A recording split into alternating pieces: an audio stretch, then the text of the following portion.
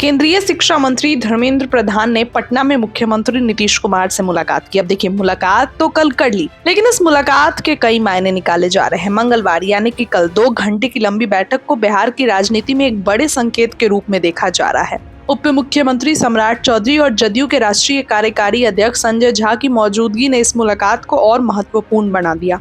कहा तो जा रहा है कि मुलाकात के दौरान आगामी उपराष्ट्रपति चुनाव, एनडीए गठबंधन की एकजुटता और आगामी बिहार विधानसभा चुनाव की रणनीति पर गहन चर्चा हुई।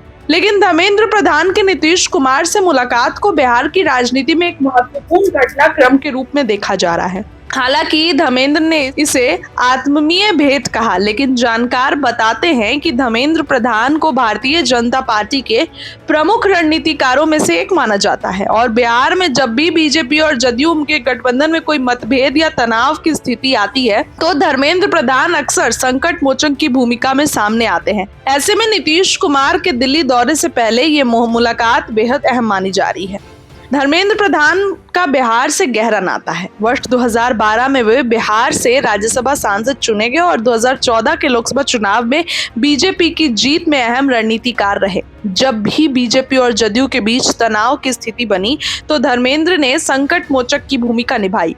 राजनीति के जानकार कहते हैं कि धर्मेंद्र प्रधान की मुख्यमंत्री नीतीश से नजदीकी और बिहार की जमीनी समझ उन्हें एनडीए के लिए महत्वपूर्ण बनाती है। इस मुलाकात को भी गठबंधन में समन्वय और विश्वास बहाली की काव्यात के रूप में देखा जा रहा है। बता दें कि आगामी 9 सितंबर को होने वाले उपराष्ट्रपति चुनाव में एनडीए उम्मीदवार सीपी राधाकृष्णन को जदयू का समर्थन पहले ही मिल चुका है। वही बताया जा रहा है कि धर्मेंद्र प्रधान और नीतीश कुमार की मुलाकात ने इस समर्थन को और मजबूत करने पर जोर दिया गया। इसके अलावा एनडीए के भीतर छोटी सहयोगी दलों जैसे चिराग पासवान की लोजपा, जीतन राम मांझी की हम और उपेंद्र कुशवाहा की रालोसपा के साथ तालमेल पर भी चर्चा हुई। जाहिर है कि धर्मेंद्र नीतीश की मुलाकात बिहार में एनडीए गठबंधन की एकता को बताने का भी संदेश देती है। बिहार विधानसभा चुनाव की तारीखों का जल्द ही घोषित की जा सकती है और एनडीए के सामने सीट बंटवारा अभी भी एक सबसे बड़ा मुद्दा है। ऐसा कहा जा रहा है कि सीट बंटवारे को लेकर अभी भी सब कुछ उलझा हुआ है। बीजेपी और जदयू दोनों ही अधिक सीटों पर दावा कर रहे हैं। वहीं चिराग पासवान और जीतन राम मांझी और उपेंद्र कुशवाहा की पार्टियों के भी अपने अपने दावे हैं।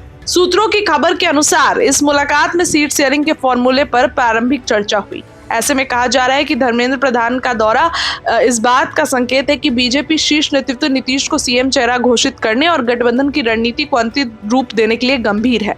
जानकार कहते हैं कि राहुल गांधी और तेजस्वी की वोट अधिकार यात्रा ने एनडीए के सामने चुनौती खड़ी की है। विशेष गहन पुनरीक्षण को लेकर विपक्ष के आरोपों का जवाब देने के लिए एनडीए को एकजुट और आक्रामक रणनीति की जरूरत है। धर्मेंद्र प्रधान की नीतीश कुमार से मुलाकात इस दिशा में एक कदम माना जा रहा है। विपक्ष के वोट चोरी के आरोपों का जवाब देने के लिए एनडीए विकास कार्यों और सामाजिक समीकरणों पर फोकस कर रहा है। बता दें कि केंद्रीय शिक्षा मंत्री के रूप में धर्मेंद्र प्रधान का बिहार दौरा शिक्षा से जुड़े मुद्दों की ओर भी इशारा करता है। उन्होंने ज्ञान भवन में बीजेपी युवा मोर्चा के यूथ कॉन्क्लेव में हिस्सा लिया, जहां उन्होंने शिक्षा और रोजगार के अवसरों पर जोर दिया।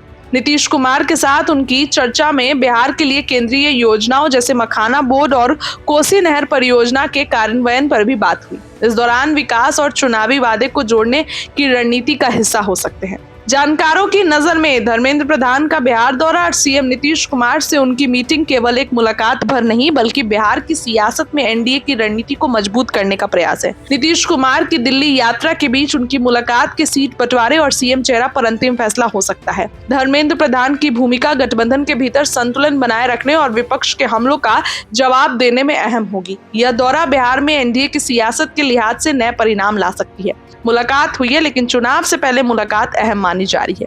इस खबर के लिए फिलहाल इतना ही। बहुत बहुत धन्यवाद।